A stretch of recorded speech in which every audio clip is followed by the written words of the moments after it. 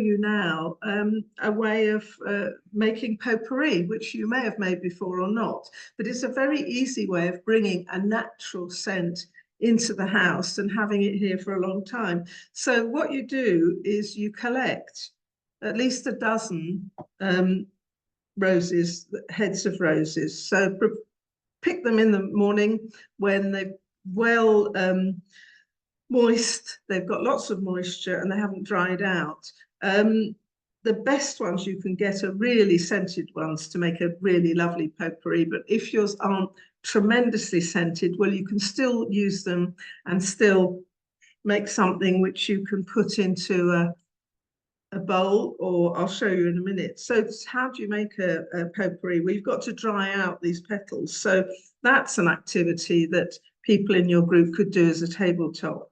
So I pull off the bottom, but you can do it in different ways. You can just pull, literally pull the petals. And I'm pulling them into a dish where they're going to dry. The way you dry them is if you can put them into a warm but shaded room and leave them there for several days, they will dry. But another way of doing it is to put your oven on the lowest possible temperature. Now, not a fan oven because it will blow the petals away, but using an oven just in the old-fashioned way. And I've got one that doesn't have a fan as my part of it, and I've used that. So you lay out all your petals on your tray, put them in at the lowest possible temperature. I'm going to mix up, doesn't have to be the same variety, it can be any. So I do them all, leave them there half an hour, maximum 1 hour, and they will have dried. So I'm going to show you what they look like once they've dried. So these were ones that I prepared yesterday. And I had a full bowl full of roses. So you can see, because they've dried, they get much less. So you might want to do 2 lots. Once you've dried them out like this, put them into a jar to keep the scent. Now, this variety of rose hasn't got a lot of scent. It would have been better if I'd got a much strongly scented one, but that's okay. I can add scent to it. So what shall I add? I think I can add to this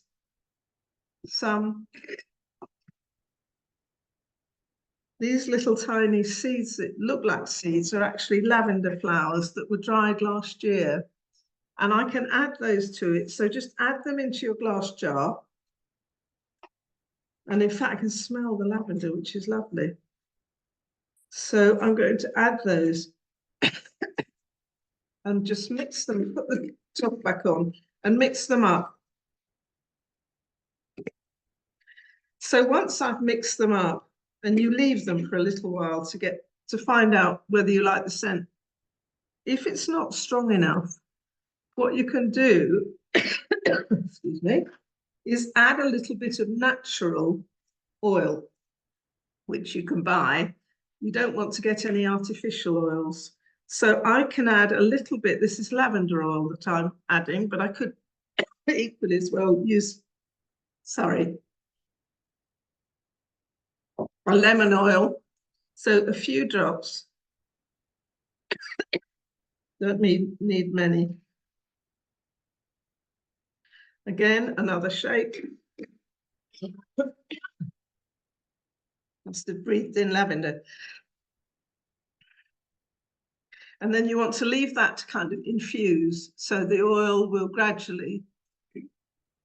And now it's a really lovely mixture of rose and lavender. If I decided that I didn't want a lavender base with my roses, I could make a spicy mix. So this has cloves and Japanese 5-spice powder, not powder, actual pieces. And I could use some cinnamon as well. So if I added those to it, to my rose mixture, that would give me, and leave it again to infuse, it would give me a nice spicy, perhaps a wintry potpourri smell. Or if I wanted one that was a bit lighter and brighter, I could add rosemary, which I've dried, which I could break up, thyme, or mint. Now, the mint would have to be dried. You can't put wet things into it. So I would cut my mint, hang it upside down, let it dry. Or again, if I wanted to be quicker, I could put it again in the oven, the lowest possible temperature, until I felt that all the moisture had disappeared. And that would give me a sort of slightly herby, fresher mixture. So as you can see, it's very easy to do potpourri.